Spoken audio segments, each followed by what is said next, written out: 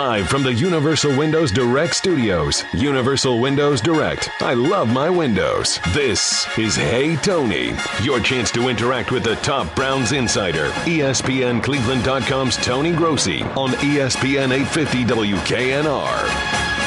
Hey, good morning, everyone. We welcome you to another edition of Hey Tony right here on ESPN 850 WKNR and ESPNCleveland.com. As Mr. Big Voice Guy said, direct from the Universal Windows Direct Studios. I'm Dave DiNatale alongside ESPN Cleveland Browns and NFL analyst Tony Grossi.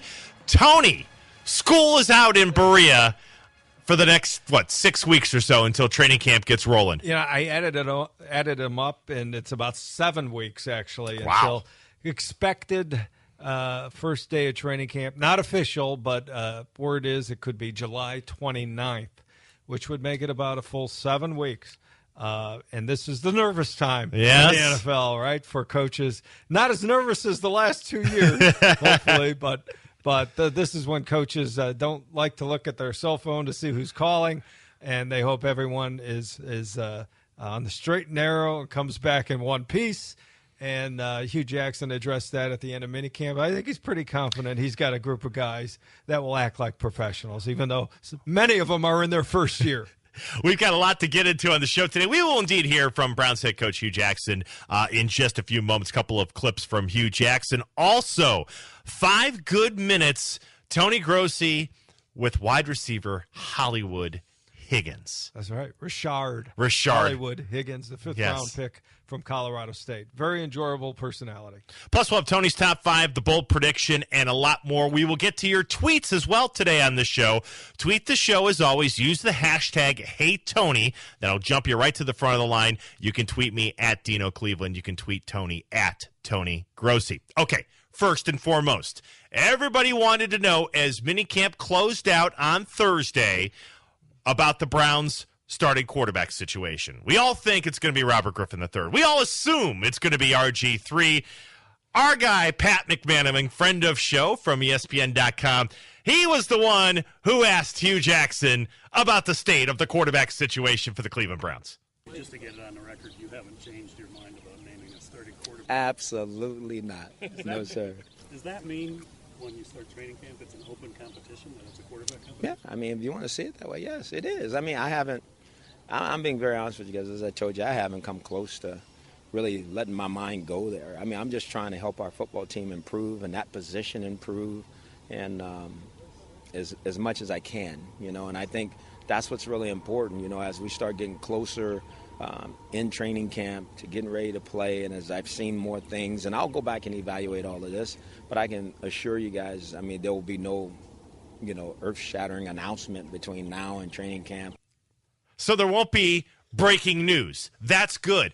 I don't know. Because I'm going on vacation. I know. You're going on vacation. Hugh's going on vacation. McManaman told me on Thursday he's going on vacation. So all of you guys can scatter to the winds until late July, and then we won't have breaking news. I don't know if I buy, Tony, that he hasn't thought about who's going to be a starting quarterback. Not very convincing there. I think, so what's going on, right? I think, first of all, anybody who went out there for the minicamp or for any of the 3 OTA practices that the media were allowed in would conclude that Josh McCown on the surface looks to be doing the best out there. Now, I would maintain that that's understandable, and don't overreact to that. Right. I would expect him to be doing the best. He's been in the league for 14 years. He's come across every type of offense. RG3 did not play last year and played very little the year before. There's going to be some obvious rustiness. He's being deprogrammed from bad habits.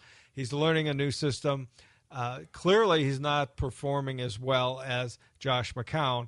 I think Hugh Jackson is confident that he will ultimately, and he's waiting for RG3 to prove it without any doubt in front of his teammates. Right. Not the rest of us, doesn't matter, but the veteran teammates particularly. So to this question on Twitter from @GhostsOfQBsPast, good Twitter handle from Tony. Hey, Tony, if McCown continues to look better than RG3 when we get to training camp, will Hugh actually choose McCown to start? Well, I think that's a long shot. I think what's going to be important is the games, the exhibition games, and I think Hugh expects RG3 to pick it up. Now, if he doesn't, what can happen? Wow, that would be a stunning admission by Hugh Jackson that he was wrong about RG3, and I just don't see that happening.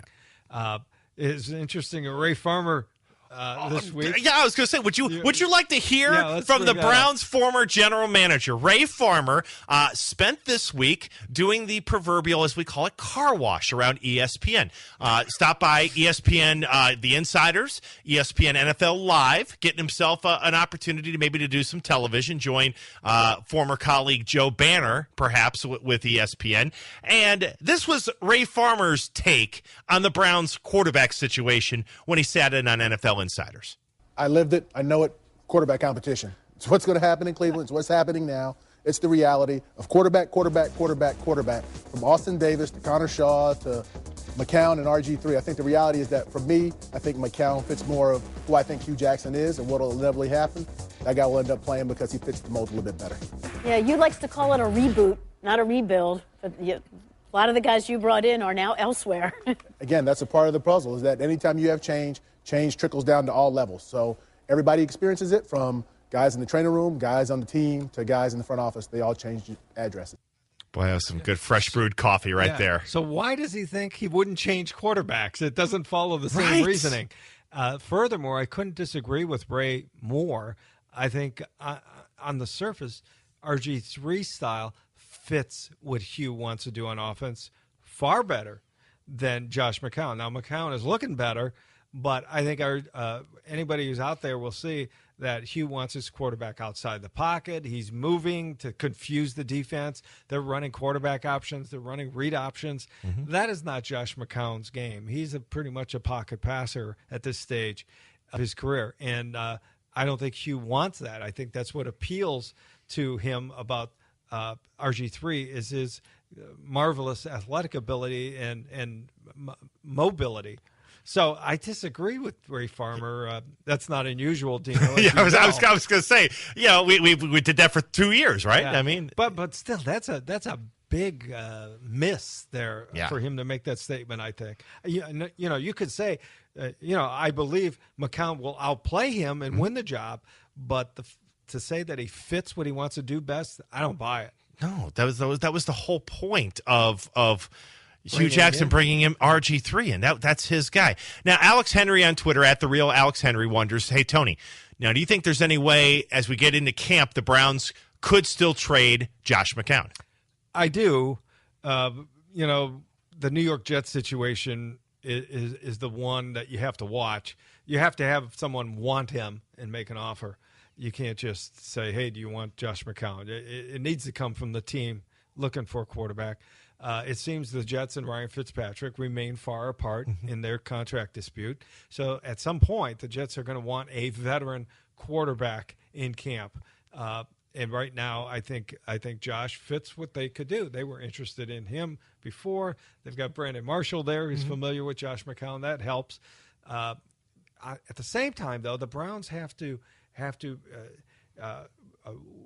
be patient with RG3 and with Kessler, these parallel developing quarterbacks here, and make sure that they don't need Josh McCown. And right now, I don't think they can. They're not there. They're not there yet. No, they're not there yet. That's part of the equation why he's not ready to name a quarterback yet, and it's also why I don't think if the Jets came and made an offer for McCown, I think the Browns would be hesitant right now. Now, Robert Griffin III, he spoke to the media on Wednesday, and I thought this was interesting. He was asked, are you the same guy now that you were when you were in Washington playing for the Redskins? Listen to what RG3 had to say. Guys are going to make their own judgment on you by what they see. And the worst thing you can do is try to come in and be somebody that you're not. So when you ask me, am I the same guy, you have to be, because what we say is guys' BS meters can go off really fast. If you're BSing them, they'll know you're BSing them. Sounds like a guy that, been through the league enough now and enough different situations, different regimes, different locker rooms now. Yeah. Kind of understands what, Sure. kind of how the world is working here. RG3 is a very bright man. I will say this. We haven't even gotten to training camp yet, and he is one of the most psychoanalyzed players I've ever seen. And I don't only mean from us, from outside media. Everyone is weighing in on where RG3 stands mentally, emotionally, and physically after his demise in Washington. And I kind of feel for him because he's like all these amateur psychologists, and I include myself in that group, are just probing away at him, at his mind, and seeing where is he. And it's got to be, difficult to perform under that scrutiny, but it's part of the job. But he is so overly scrutinized already. That goes with the Cleveland quarterback position. I was going to say, welcome to Cleveland, RG3. Especially, and this goes back, Dino, to my concerns about signing him. Coming on the heels of Johnny Manziel, we have another, issues-laden quarterback. Different issues, but they're there. And that's why I thought we needed a break from that. But it's going to continue. The over-analysis of the psychoanalysis of RG3 until we see him out playing games and he makes us forget about all the other stuff. I love this tweet from Anthony at xdog_2000. Hey, Tony, why is Ray Farmer giving insight to the public on quarterbacks? Number one, he drafted Johnny. Number two, he was allergic to wide receivers. # slow brewed coffee. Well played. Yes. Well, Ray Farmer is auditioning for a full-time job. Yeah. He has not been hired by ESPN. Prior to this audition with ESPN, he was auditioning for NFL Network. And this is the place where fired general managers go nowadays, right? Right. They're all over the landscape. And I think also ESPN is trying to pull some hot takes out of him. And we heard one earlier about the Manziel last week about how the team failed him or the organization. Of which he was a central part. So I think that's what's going on. And Ray can talk and is a former general manager. That's why he's on television right now. All right, well, we'll have a lot more coming up here on the Hey Tony Show. 5 good minutes with Rashard Higgins, a.k.a. Hollywood Higgins, coming up next. We remind you, if you missed any portion of our show, the Hey Tony Show, a podcast is available to you on demand at ESPNCleveland.com. It's all brought to you by Mazda of Worcester. Reminder, this coming Friday, Bruce Hooley and I will be at Mazda of Worcester as they're continuing their grand reopening celebration, and looking forward to being out there from 5 to 7 on the Hooley Show. Come on down and see us, but check out MazdaofWorcester.com. That's their website, MazdaofWorcester.com. 5 good minutes with Hollywood Higgins straight ahead on the Hey Tony Show right here on ESPN 850 WKNR. You're listening to Hey Tony, featuring ESPNCleveland.com's Tony Grossi on ESPN 850 WKNR. It is a Tom Jones Saturday on the Hey Tony Show. I want to hear it's not it's not unusual. Little coming up, Mike Dreamer. Maybe She's a Lady as well. Is that on the playlist? No. Keep us guessing. Keep us guessing. That's all right. I like Tom Jones. You can tweet the show anytime you want here with the hashtag #HeyTony at Tony Grossi at Dino Cleveland. James Miser says, "Hey Tony, why do the Browns continue to ignore the place kicker position? I would think analytics would emphasize it." It's Jim in Fresno. Now, before minicamp broke, we found out Patrick Murray was. I know they recently he was one of the many that they tried out at the rookie minicamp, was let go, and now he's back. There's been a revolving door at place kicker as far as a challenger to Travis Coons, and this topic will be covered in our top 5 list later on in the show. But I don't think they're ignoring the position. They're trying to bring in a challenger who's capable of being a true competitor to Travis Coons. It looks like they're having trouble finding one. Also from Paul Myers at P. Myers Golf. Hey, Tony, Hugh Jackson seems like he's taken on a lot of projects, players. Do you think he can handle or is handling it, or will it implode? I mean, and I remember talking about this with you and Bruce Hooley, around the time of the draft, and even when he was hired, I know he's got an experienced staff around him, but he's trying to call. He's going to be calling plays. He's got a reclamation project in Robert Griffin III, and on the other side, you've got a rookie in Cody Kessler. That's plus guys like Terrell Pryor. Yeah, that's a lot. It's a reclamation. Sure. That's a lot of work. And installing new systems right. in offense and defense. But I think, Dino, you hit on it right off the bat. I think the veteran coaching staff assists him in a lot of ways, and it was extremely wise on his part to surround himself with not only guys he trusts, but guys with pretty good resumes.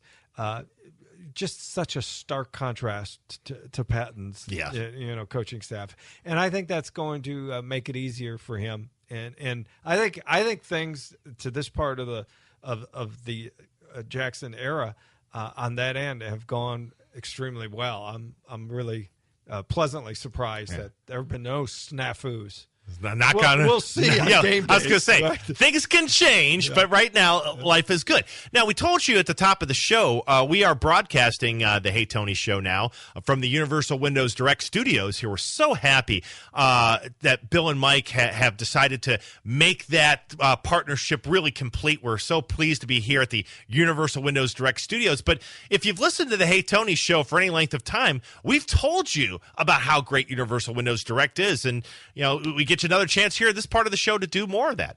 Absolutely, Dino, and we're so proud to be partners with Universal Windows Direct. Bill and Mike, who started the company, friends from Fairview Park, started the company several years ago, and now it's in the top 20 of home improvement companies. And continuing now for a limited time, Universal Windows Direct deal is still offering 2 windows for the price of 1. That's right. Get 2 for 1. Get 8 for the price of 4. If you need 20 windows, you get them for the price of 10. And do the math. The more windows you need, the bigger the savings with Universal Windows Direct. Plus, more savings in the form of 0% financing for 36 months. That's 3 years without interest payments. And financing payments.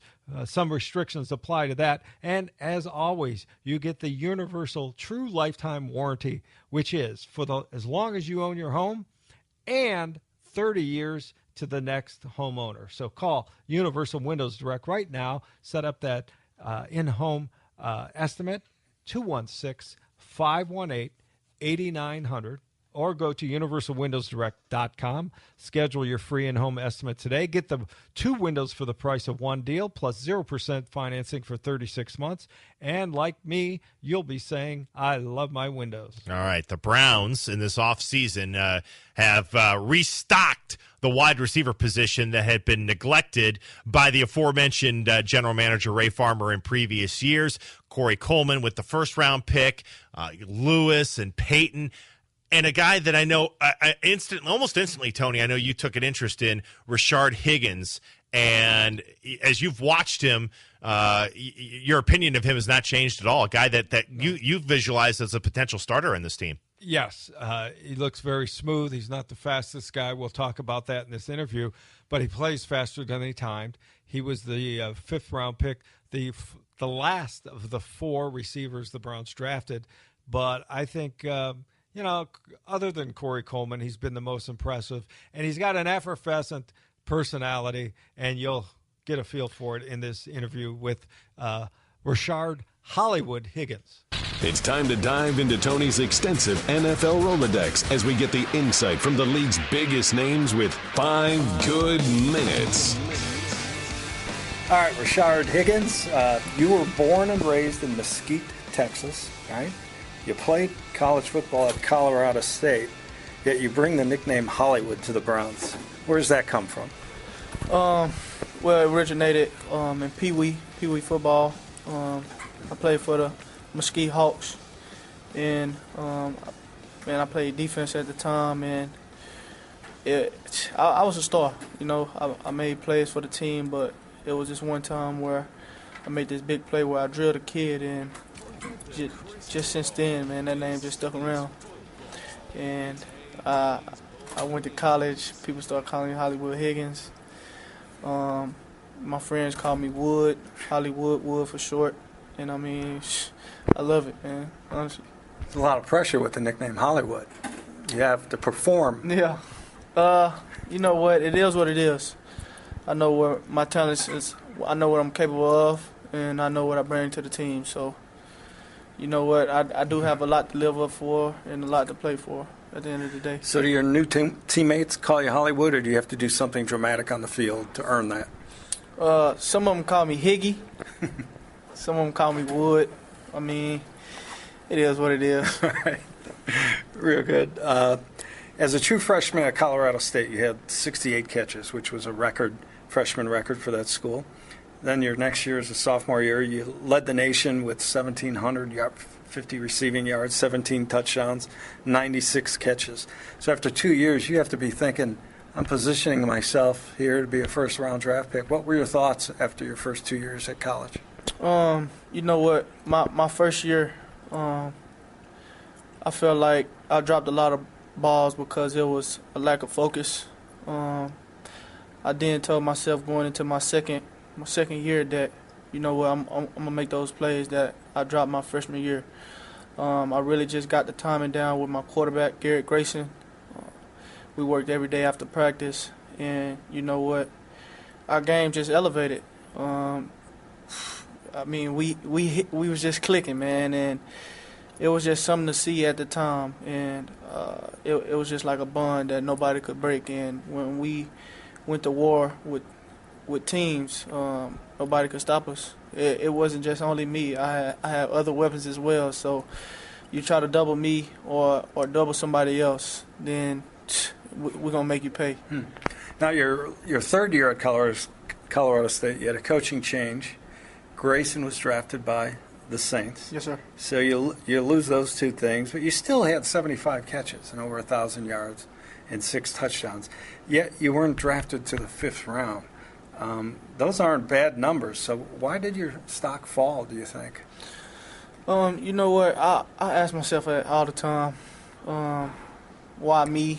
Why wasn't I drafted so high? But at the end of the day, I'm a big spiritual guy, so I mean, everything happens for a reason. I put everything in God's hand, and God's going to lead me the way. So He wouldn't bring me this far for nothing. So, man, it happened for a reason. And if it was 6th round, then that's what it was. But you know what? I'm still make it work. Now, your 40 time at the NFL Combine was like 4.6, 4.60, something like that. It was actually the slowest of the 4 receivers the Browns drafted. But everyone on the pre-draft stuff praises your ability to separate and to get open and to run routes. Yeah. So you're obviously one of those guys that plays faster than your 40 time. Yes, so how do you explain playing faster than your 40 time? I just believe it was one of those things where a lot of guys trained harder for 40 than I did. I had a mindset of, man, if you can play, you can play. Why do people look at how big a 40 time is, and that's how much they want to give a guy based on how fast he can run a 40. So, you know what, I appreciate Coach Jackson and believing in me, and Coach Sanders and the rest of the staff for believing in me, and that's all I ever wanted was an opportunity and a chance just to show what I'm really about. And now that I'm here, I'm really going to showcase my ability. Tell me what this early period with the Browns has been like for you. Do you feel you already know you could play in this league, or do you know what you don't know yet? It's one of those tricky things. You know, we haven't been in pads yet. We're getting acclimated to the system. We're still learning the plays. We have a lot of things we can grow and develop on. So, you know what? Maybe if you ask me that in another time, I'll have a different answer for you. But I'll be back in training camp. Okay, then yeah, then I might have a different answer for you. But right now, man, we just getting used to the system and used to the Browns offense. All right, I just get the feeling that you have this great TD celebration inside of you, waiting to come out.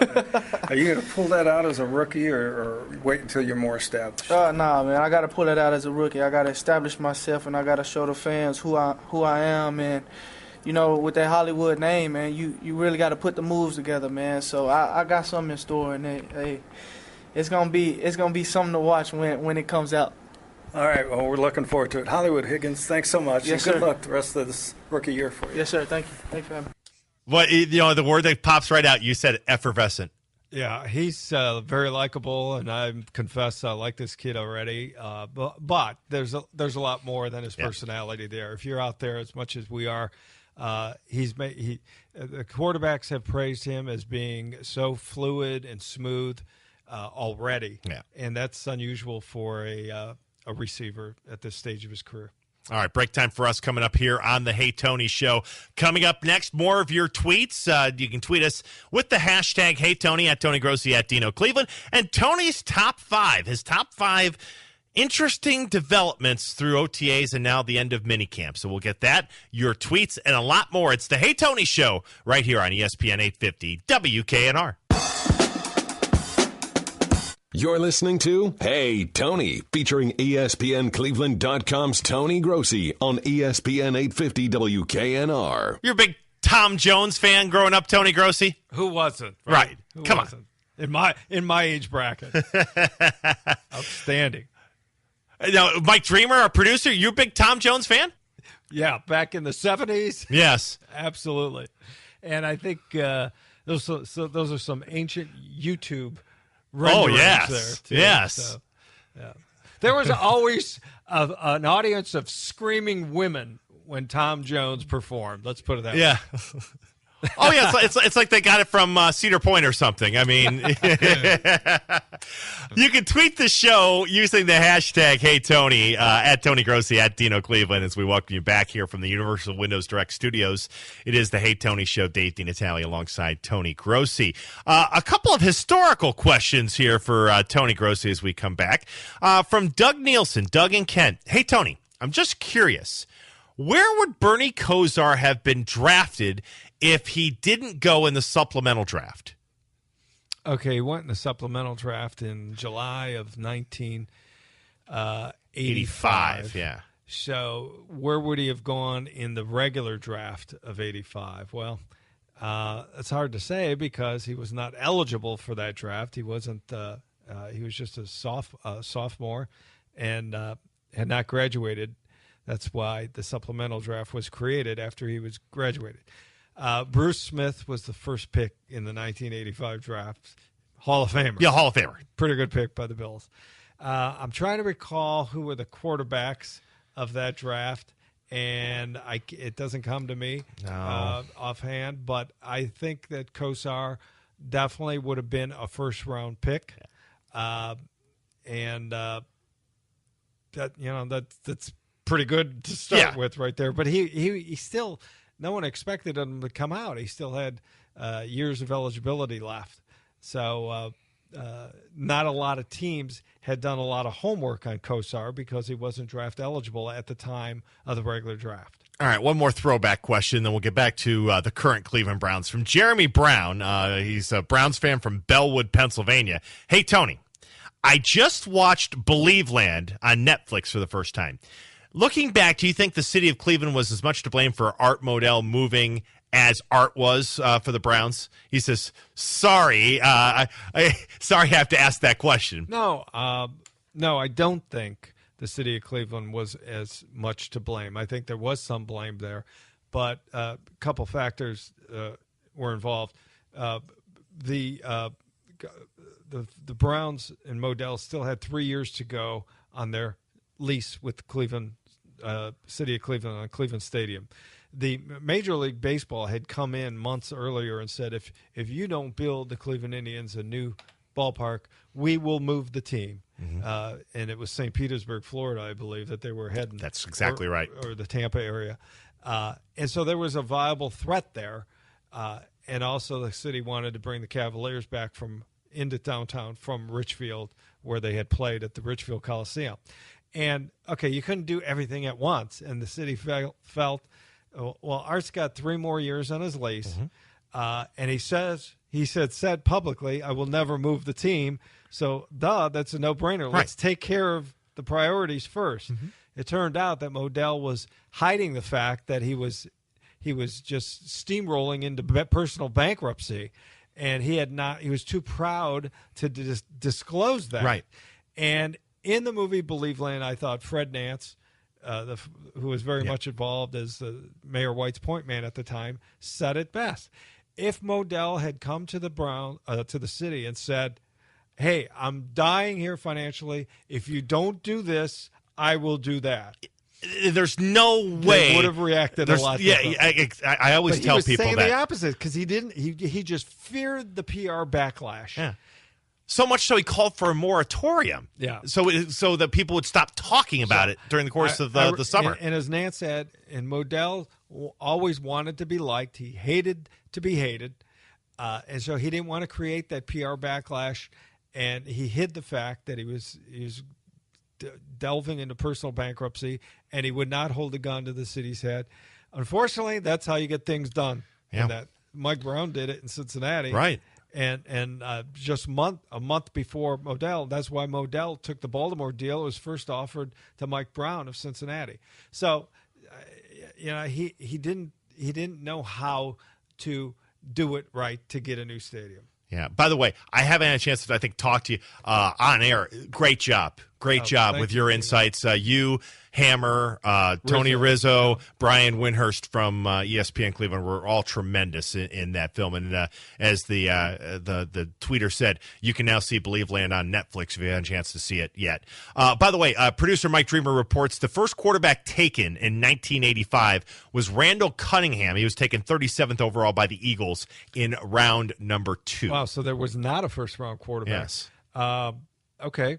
I would think Cunningham was the exact opposite of Bernie Kosar. I mean, this was an athletic marvel compared to the unorthodox Mr. Kosar. And they have, obviously, they have the Browns pick as 29 with Bernie because it was a first-round pick that they used in the supplemental draft on him. So technically, I guess he was the first quarterback selected in that or whatever. Well, it was a couple months after. It was after that draft, but yeah. They used their next year's number 1 in advance, correct. And there's no Browns fan who didn't think that was a good, that was such a good investment. It turned around it helped turn around the franchise. Indeed. Okay, well, as far as 2016 is concerned, by the way, great job on Twitter. I always like to get some historical perspectives from Tony when we can on this show. But it is 2016. Minicamp is over. OTA's in the books. Next time we talk about Browns on the field or Browns at press conferences. It'll be training camp. And Tony, you've had a chance to kind of put this OTA and minicamp into perspective. That's right, Dino. And this week's top 5 list, I come up with the 5 most interesting developments of the OTA and minicamp season. These are things that may have maybe surprises or just unexpected developments as we conclude the pre-training camp season. Let's kick off with number 5. Number 5. The number 5 most interesting development are wide receivers Corey Coleman and Rashard Hollywood Higgins look on track to be the opening game starting wideouts. Now, the surprise here is that Higgins, who was the last of the 3 receivers drafted after Coleman, has really outperformed the others. Now, the first one, Ricardo Lewis, who was a 4th-round pick, hasn't made much of an impression yet in the OTA or minicamp season. The second one, Jordan Payton, has been non-existent because he's been tied up with UCLA's academic calendar. But right now, as we head into training camp, I think Corey Coleman and Rashard Higgins are on track to be the starting wideouts. You guys in your quarter schools, because you had quarters at Ohio, didn't you? That's right. I love the quarter system. Let's go to number 4. Number 4. The number 4 most interesting development, the rookie offensive lineman who is challenging for the starting right tackle spot is not Sean Coleman, but Spencer Drango. Coleman was the 3rd-round pick from Auburn, who has been inactive because of off-season knee surgery. He is expected to be ready for the start of training camp. In the meantime, Spencer Drango, the unknown Drango Unchained 5th-round pick from Baylor, has earned the coach's attention and has been playing second team at right tackle behind the camp starter, Alvin Bailey. So Spencer Drango is almost an afterthought, is very much not that right now. Number 3.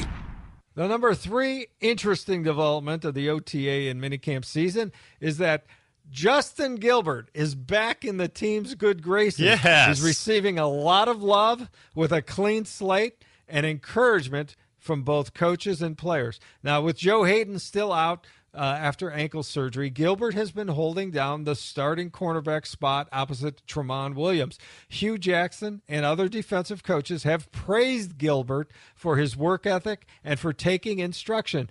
Gone, Dino, are the days of Mike Pettine's tough love, where teammates routinely criticized Gilbert for not wanting it badly enough. So Justin Gilbert is taking advantage of the clean slate. Nice. Number 2. The number 2 development, most interesting to me at least, in OTA season, the Browns haven't been able to find a real challenger to push kicker Travis Coons. They've moved about 6 different kickers in and out of camps, from rookie camp to tryout camp to OTAs, and now they recently signed another one, Patrick Murray, as we head into training camp. They moved him in, they moved him out. And so Coons, the incumbent, is still standing virtually unchallenged. Special teams coach Chris Tabor said Coons has worked hard to improve the flight of his kicks, especially the long kicks, a higher trajectory.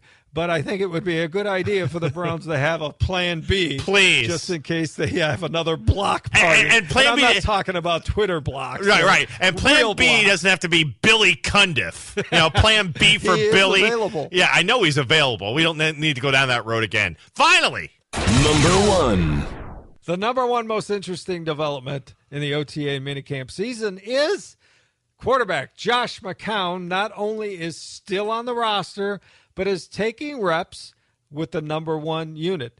I thought he'd be traded by now, but Coach Hugh Jackson is not yet convinced that Robert Griffin III is the undisputed starter, or that Cody Kessler, the rookie third-round pick, can be counted on to be the number 1 backup, at least not yet. I still think that McCown's fate will not be decided until late in the exhibition season, and that's not great news for Josh McCown, who really wants. We had him last week on the show.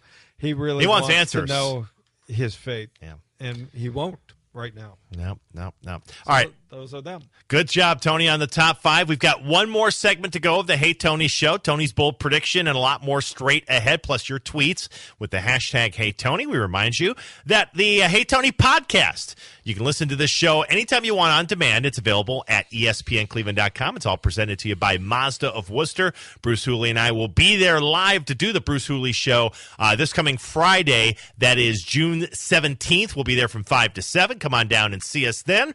But also check out the great selection and the great deals at MazdaofWorcester.com. One more segment of the Hey Tony Show to go right here on ESPN 850 WKNR. You're listening to Hey Tony, featuring ESPNCleveland.com's Tony Grossi on ESPN 850 WKNR. It's a good pick. I'd forgotten about this song from the Tom Jones Signature song. Yes.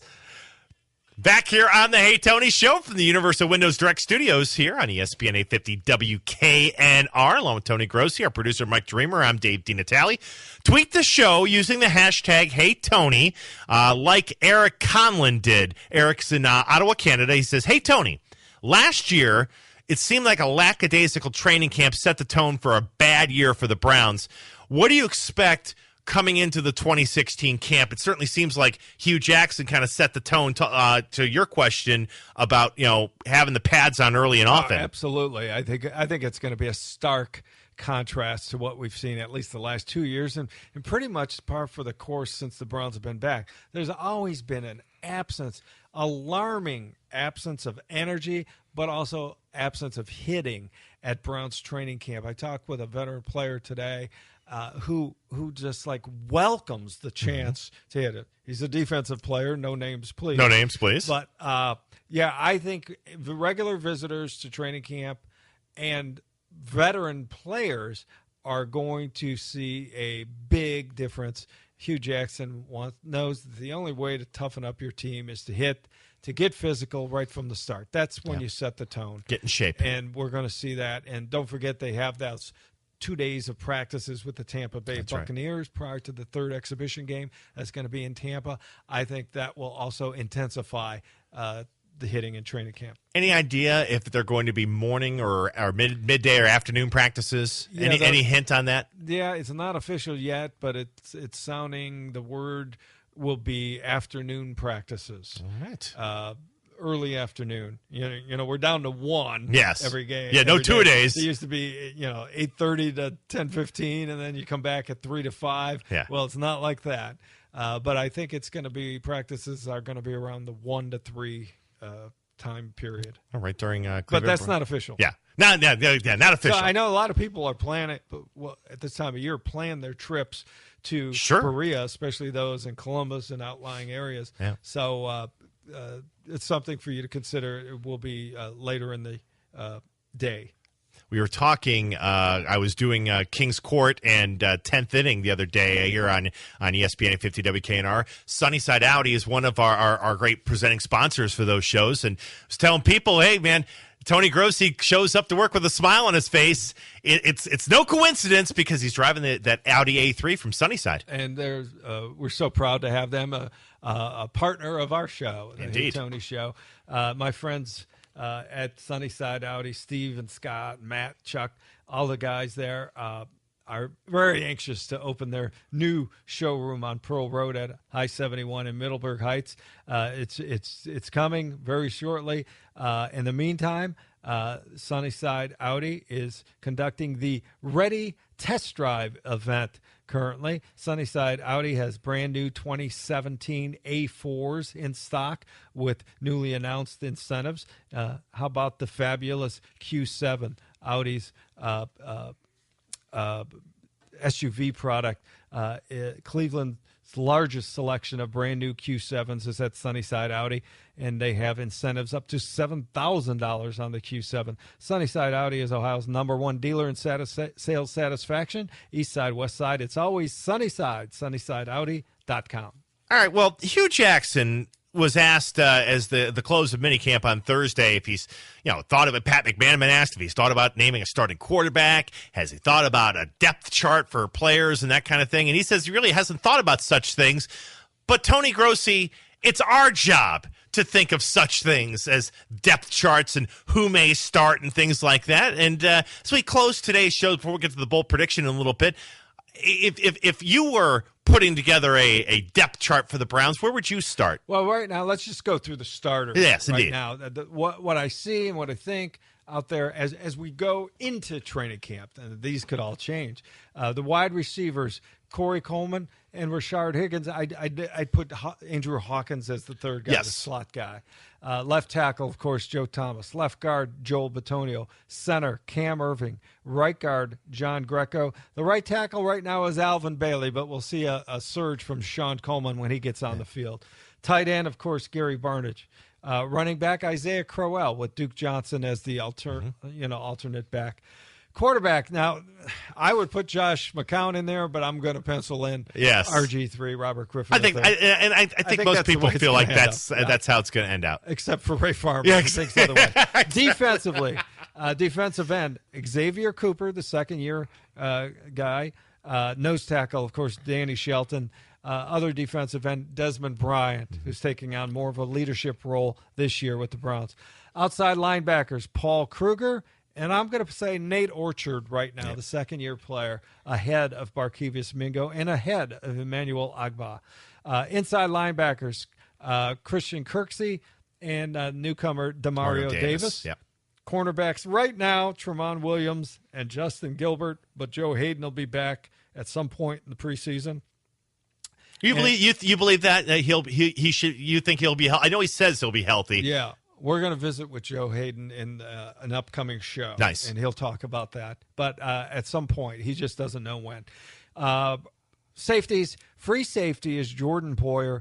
strong safety is second-year player Ibrahim Campbell. That's kind of a surprise because I thought the free agent Raheem Moore would be in there, and Poyer would slide to the strong safety. He's much bigger. He's noticeably bigger than a year ago. But right now I see Poyer number 1 at free safety and Campbell number 1 at strong safety. So as I look at no rookies starting on defense right now, is that correct? Correct. Okay. But I think, and I don't know, it would be Agba would be the only one who I think can seriously challenge. Yeah. Ryan Nassib, not Ryan. I keep calling him that's the quarterback. Yeah. Carl Nassib, the second round pick, correct? I think so. Yeah. The interior defensive lineman. He's going to be part of the interior rotation, but not as a starter. He'll be coming on the field when they go to 4-man defensive front. Well, that was when I was doing Browns Daily the other day, and one of the things I was talking to Matt Wilhelm about, that defensive line, you can just get the sense that they have a rotation. It's firmed up. There's not much suspense there, other than maybe the rotation, but there's not much suspense there like there is with other position groups. I think they're really looking forward to seeing Desmond Bryant take a strong leadership role. He's the elder statesman, as he said, for the first time in his career. He's the oldest guy in the room. They want to get Danny Shelton on the field for more than just first and second downs. But there are some interesting undrafted guys who we're going to be talking about in training camp. And we'll see. And of course, there's John Hughes, and there's Jamie Meter from last year, who was who kind of a breakout guy.